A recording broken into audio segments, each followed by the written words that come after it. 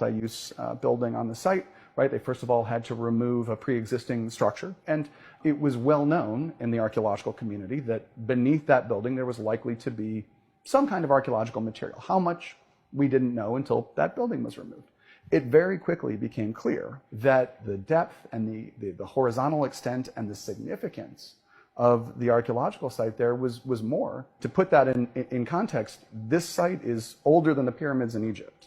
This site is older or as old as some of the very first cities ever built in Mesopotamia. In context, this site is older than the pyramids in Egypt.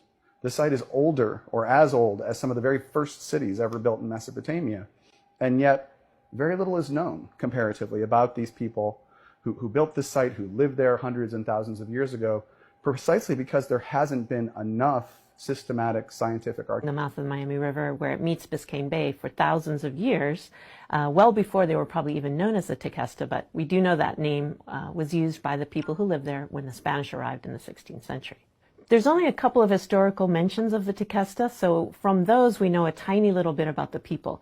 So archaeology has filled in all the other gaps. And unfortunately, because Miami has been built up so much and so early in the history of Florida, we don't really have that much evidence of the Tequesta.